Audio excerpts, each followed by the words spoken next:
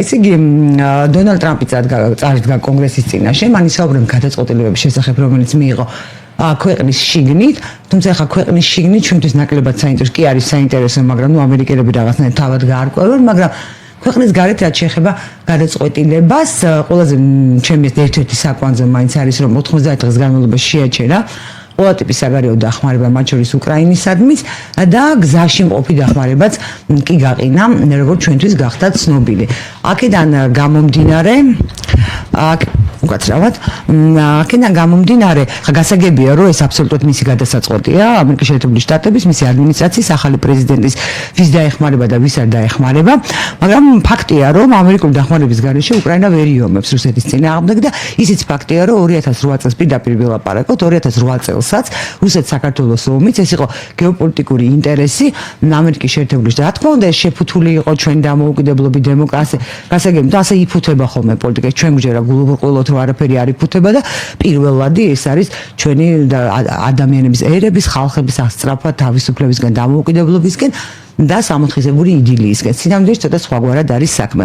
და ფაქტია, რომ უკრაინა ვერ იომებს ამერიკული დახმარების გარეშე და ჩვენ ახლა ობიექტურები რომ ვიღეთ ასეთი ვითარება. გარეგნულად და თვალსაჩინოდ რუსეთის ფედერაცია დაესხა თავს უკრაინას და ეს არის ფაქტი, რა ფაქტსაც ვერ უარყოფ. მაგრამ ცხოვრება არ არის შავ-თეთრი, მithumetes ეს პოლიტიკა არ არის შავ-თეთრი და შავ-თეთრი აზროვნება ყოველთვის მეტყველებს იმაზე, რომ ადამიანს და პოლიტიკოს და სახელმწიფოს აქვს ძალიან შეზღუდული ვიწრო, ბავშვური, ინფანტილური და განუვითარებელი აზროვნება. ეს ჩემი აზრი არის, ეს საყოველთაოდ მიღებული აზრია, მეცნიერულად დადასტურებული. ანუ ამერიკის ერთი ადმინისტრაციის ინტერესებისგან გამომდინარე დაიწყო ეს რუსეთ-უკრაინის ომი და შემდეგ ახლა მოვიდა მეორე ადმინისტრაცია, თუმცა მან გადაწყვეტა, რომ ეს რუსეთ-უკრაინის ომი აღარ სჭირდება და ამიტომ შეაჩერებს დახმარებას და ეს ომი გაჩერდება.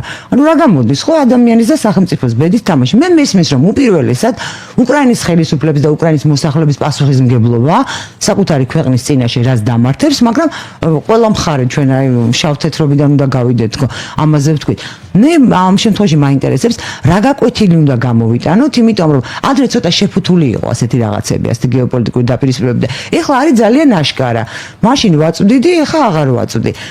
ეს რატომ გახდა რომ მოსულა უკვე საერთაშორისო პოლიტიკა, ჩვენ რა გაკვეთილი უნდა გამოვიტანოთ აქედან?